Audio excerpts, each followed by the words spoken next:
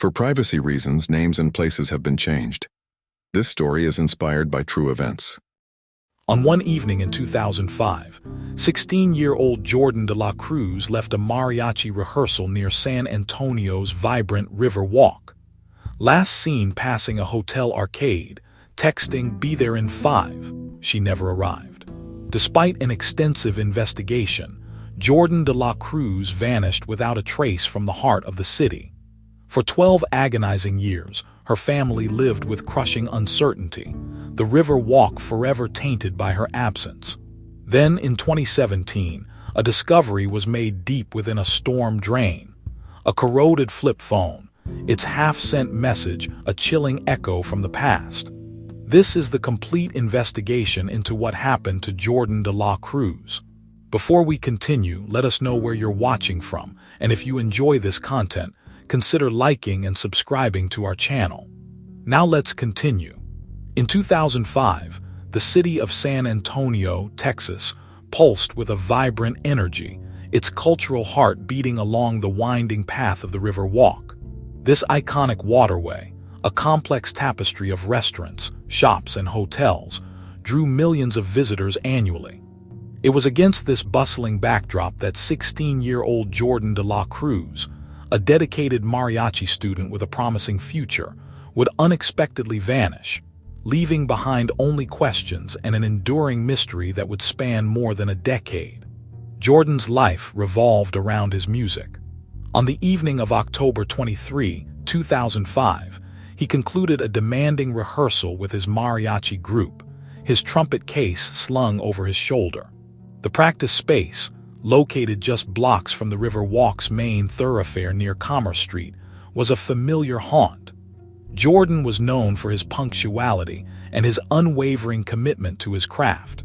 As the rehearsal ended, he retrieved his flip phone, a ubiquitous device of the era, and quickly composed a message: "Be there in 5. The intended recipient of this urgent text remains an unknown detail, one that would later confound investigators. He left the building, stepping out into the mild San Antonio evening. His intended route would have taken him directly towards the River Walk, an area he had traversed countless times. Witnesses, few and far between given the time and the general pedestrian traffic, would later place him near the Commerce Street Bridge. The final confirmed sighting of Jordan de la Cruz occurred moments later, captured briefly by a security camera as he walked past the brightly lit entrance of a hotel arcade, a fleeting image of a teenager in motion, seemingly without a care, before disappearing from view. The 5 minutes came and went, then 10, then 30. Initial attempts to reach Jordan by phone went straight to voicemail, a fact that immediately heightened concern. His family, accustomed to his reliability, began to feel an unsettling unease. Calls to his band director, Eliseo Marin, confirmed Jordan had left rehearsal as expected. As the hours stretched into the night, the initial concern blossomed into full-blown alarm. A search began, first by family and friends, then escalating to official channels as the sun rose on an empty morning. The San Antonio River Walk, a place of public celebration and constant pedestrian movement, had seemingly swallowed a teenager whole. No struggle was reported, no cries for help were heard, and no suspicious vehicles were noted. Jordan de la Cruz had simply ceased to exist in the public eye. The subsequent days brought frantic searches, widespread appeals, and a growing, chilling realization. A 16-year-old boy, full of life and promise, had vanished without a trace from one of the most visible locations in the city. The initial shock gave way to a profound bewilderment that would haunt the community for years to come. The official missing persons report for Jordan de la Cruz was filed within hours of the family's escalating alarm, triggering an immediate, urgent response from the San Antonio Police Department. Detectives quickly converged on the River Walk area, the last confirmed location of the vanished teenager. The search parameters initially focused on the intricate network of pathways, bridges, and businesses stretching along the San Antonio River, particularly around Commerce Street, and the hotel arcade where Jordan was last seen. Every restaurant, shop, and hotel along that stretch became a potential source of information. Officers interviewed staff, patrons, and any individuals who might have been present during the critical time frame. Security footage from the various establishments was painstakingly reviewed, frame by frame, in the hope of catching a glimpse of Jordan or any unusual activity. Patrols were intensified, with uniformed officers and plainclothes detectives canvassing the public spaces, showing photographs of Jordan to passers-by, and appealing for any credible sightings. The river itself was considered, with marine units conducting shallow water searches, though the idea of a fall or accident seemed incongruous with the lack of any witnesses or sounds of distress. Despite the concentrated effort, investigators were immediately confronted with significant challenges. The very nature of the river walk, a constant flow of tourists and locals, meant that while many people were present, few had paid specific attention to a lone teenager walking by. The fleeting security camera footage from the hotel arcade provided a final image but no context, no indication of where Jordan went next, or whether he was alone. There were no signs of a struggle, no discarded belongings, no witnesses reporting any suspicious individuals or vehicles in the vicinity. The lack of immediate, tangible evidence was baffling, considering the heavily trafficked location. Days bled into weeks, and the initial urgency slowly gave way to a growing frustration. Each potential lead, meticulously followed, dissolved into a dead end. The "Be There in 5" text message offered no clue to its recipient, and Jordan's phone, when called, continued to go straight to voicemail, offering no ping to cell towers that might betray its location. The collective anguish of Jordan's family became palpable, their hopes slowly eroding with each passing day that yielded no news. The community of San Antonio, initially galvanized by the disappearance, watched helplessly as the vibrant energy of the river walk seemed to mock the silence surrounding Jordan de la Cruz. The initial investigation, exhaustive and thorough within its limitations, had failed to uncover a single definitive answer, leaving behind only a void. The initial flurry of activity surrounding Jordan de la Cruz's disappearance gradually subsided. The saturation patrols along the river walk diminished, the relentless media appeals became less frequent, and the tips, once numerous and varied, dwindled to a trickle of unreliable hearsay or mistaken identity. Detectives, having exhausted every immediate avenue, found themselves reviewing the same few pieces of inconclusive evidence. The last known sighting by the hotel arcade, the enigmatic "Be There in 5" text, and the persistent silence from Jordan's phone. Each interview, each forensic examination of the limited scene, had yielded no tangible breakthrough. The case, once a priority, began its slow, inevitable descent into the cold file archives. For Jordan's family, however, the passage of time offered no such respite. The empty chair at the dinner table, the unworn mariachi uniform hanging in his closet, served as constant, agonizing reminders of his absence. Birthdays, holidays, and milestones came and went, each one a fresh stab of grief and unanswered questions. They hired private investigators, distributed countless flyers, and participated in community vigils, clinging to the faint hope that Jordan might one day walk through their door, or that a new lead might emerge from the depths of the city. But the river walk, with its endless flow of tourists and daily life, offered no confession, no hint of the dark secret it might hold. Years folded into decades. 2005 became 2006, then 2010, and eventually 2017. 12 long years passed since Jordan de la Cruz was last seen near Commerce Street. The original investigators had retired or moved on to other divisions. The case file, once thick with active reports and witness statements, now sat dormant, a testament to an enduring enigma. How could a 16-year-old boy in a heavily trafficked public space simply disappear without a single struggle, a single cry, or a shred of physical evidence. The mystery defied logic, a stark reminder of the unpredictable vulnerabilities that could exist even in the most visible of urban landscapes. The San Antonio Police Department officially classified Jordan's disappearance as a cold case, a category reserved for investigations that have exhausted all viable leads and remain unsolved for an extended period.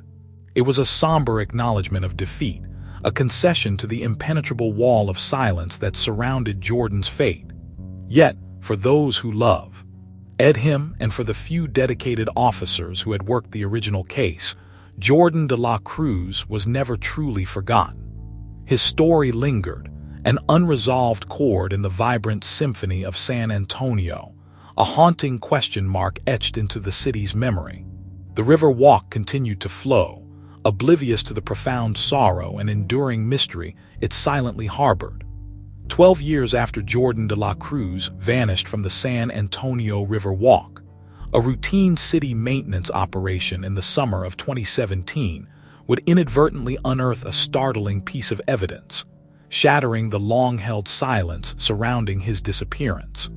Deep within the labyrinthine storm drain system that snaked beneath the city's bustling streets, a corroded flip phone lay lodged in a grate, a forgotten relic of a bygone era. It was discovered by a city worker clearing debris from a particularly obscure section of the drainage network, a location far removed from the direct path Jordan was last known to have taken. The device, encrusted with sediment and showing severe signs of prolonged exposure to water and the elements, was initially dismissed as discarded refuse. However, a glimmer of recognition, perhaps an intuition, prompted the worker to report it. Standard procedure dictated that any object of potential evidentiary value, no matter how deteriorated, be turned over to the authorities. The phone, a model popular in the mid-2000s, was carefully retrieved and transported to the San Antonio Police Department's forensic lab, not yet linked to any specific case. Forensic technicians, accustomed to examining heavily damaged electronics, undertook the painstaking process of attempting to salvage any data. The phone's exterior was severely compromised, its plastic casing brittle, and its keypad stiff with mineral deposits.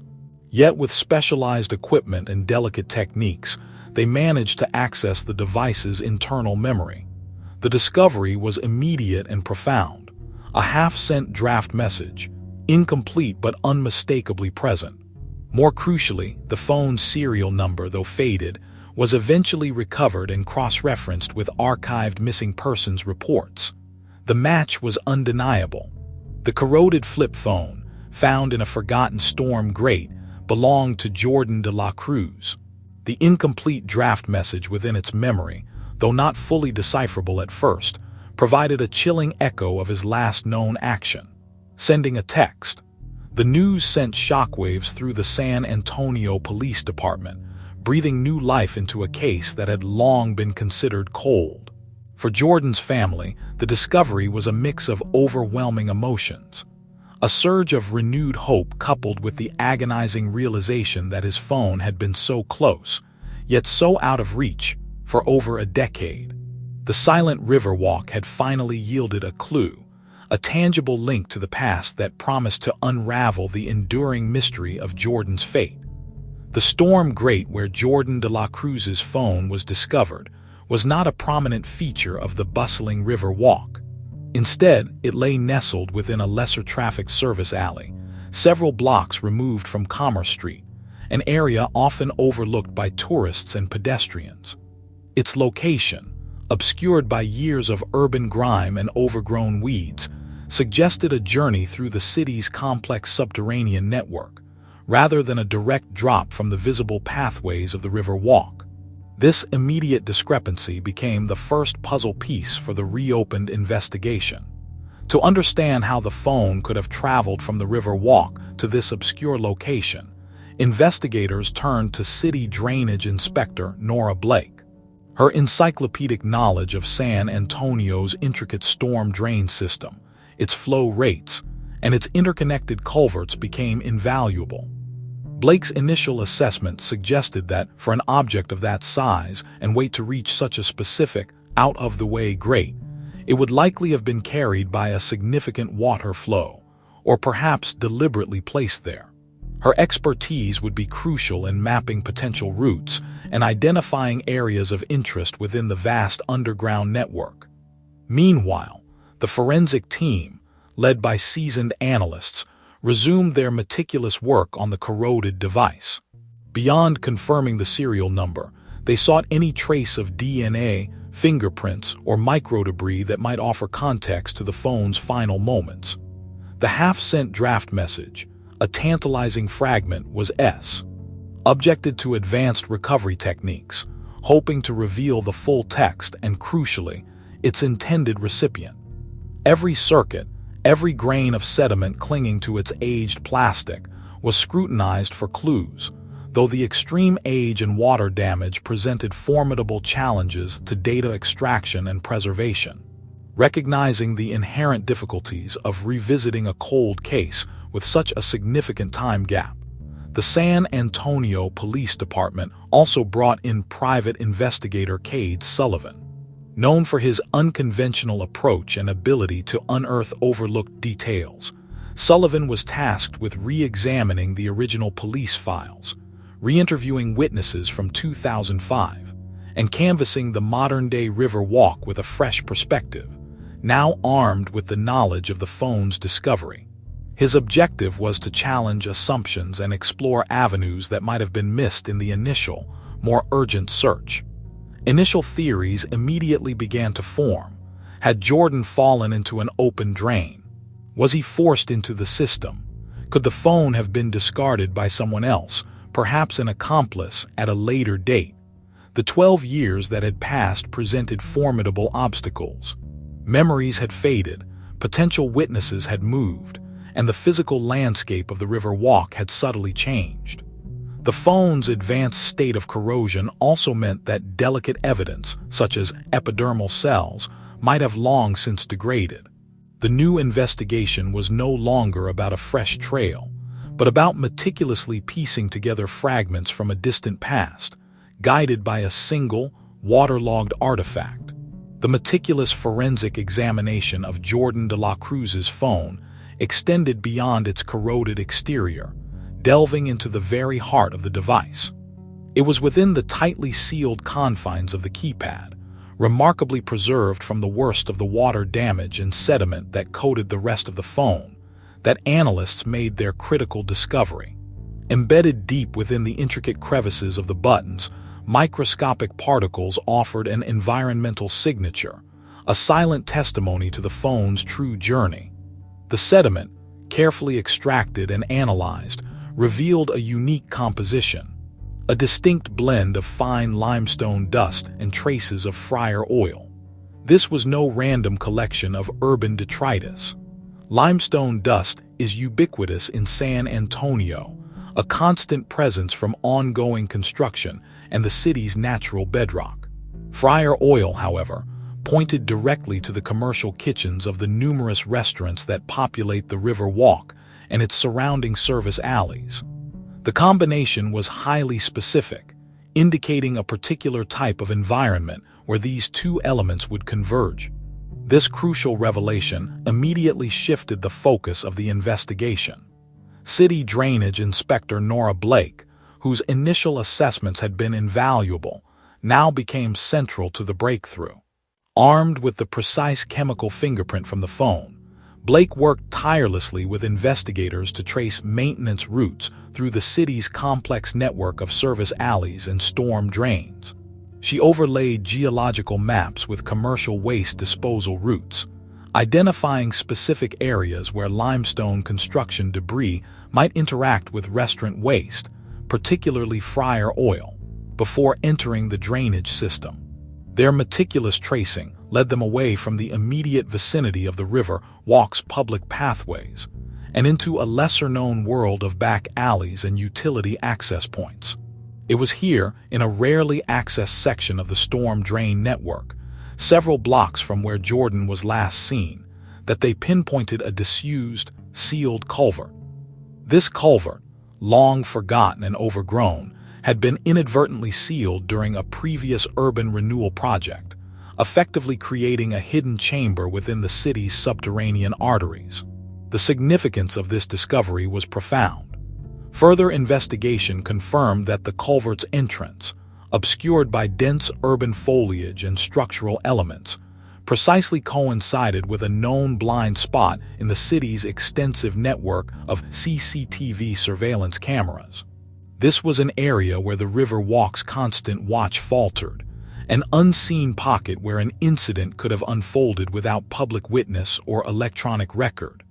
The fragments of evidence finally coalesced into a harrowing, yet undeniable, reconstruction. Jordan de la Cruz, after leaving his rehearsal in Texty, NG Be There in 5, had, for reasons still being pieced together, entered or been forced into a specific service alley.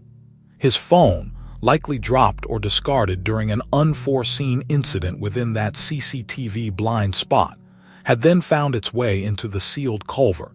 There, protected from the main flow of the storm drain system, it had remained hidden for 12 years, carrying the silent testimony of his final moments, waiting for the precise forensic analysis that would finally reveal its secrets and unravel the enduring mystery of his disappearance. The intricate mosaic of evidence, pieced together from a corroded flip phone and the hidden arteries of San Antonio's drainage system, finally coalesced into a chilling, yet definitive, understanding of Jordan de la Cruz's fate. The microscopic limestone dust and fryer oil embedded in his phone's keypad had provided an undeniable geographical signature, tracing his last known movements not to the bustling River Walk, but to a specific, rarely accessed service alley. This forgotten corridor, a world away from the tourist paths, was precisely where City Drainage Inspector Nora Blake's expertise had identified a disused, sealed culvert, a subterranean chamber inadvertently created during past urban development. Crucially, this culvert's entrance lay directly within a known blind spot in the city's extensive CCTV network, offering a plausible scenario for an unseen incident. The confluence of these details painted a tragic picture. Jordan, after leaving his rehearsal, had, for reasons that remained speculative, found himself in that service alley. There, in the anonymity of the CCTV blind spot, an event had unfolded leading to his phone, and ultimately Jordan himself becoming trapped within the sealed culvert. The phone, a silent witness, had remained undisturbed for 12 years, its sediment-laden keypad holding the key to a mystery that had confounded a city. The discovery brought a grim resolution, answering the agonizing question of where Jordan had gone and, by extension, what had happened to him. For Jordan's family, the news, though devastating, offered a profound and long-awaited form of closure. The years of agonizing uncertainty, the relentless hope against hope, could finally give way to a grieving process rooted in knowledge. The community of San Antonio, which had collectively mourned Jordan's unexplained disappearance, now had an answer, however heartbreaking. The resolution was a testament to the persistent efforts of many. Band director Eliseo Marin, who had watched Jordan leave rehearsal that fateful night, found a measure of peace in understanding the truth, even as he continued to mourn the loss of his promising student. City Drainage Inspector Nora Blake's meticulous knowledge of San Antonio's hidden infrastructure proved invaluable, her technical insight bridging the gap between a lost phone and a cold case. Private investigator Cade Sullivan's fresh perspective on the original investigation, coupled with his ability to reevaluate overlooked details, helped to reinforce the conclusions drawn from the forensic evidence. Jordan de la Cruz's case stands as a stark reminder that even in the most public of spaces, secrets can be hidden, and that sometimes the most critical clues lie in the smallest, most overlooked details, waiting patiently for the relentless pursuit of truth to bring them to light.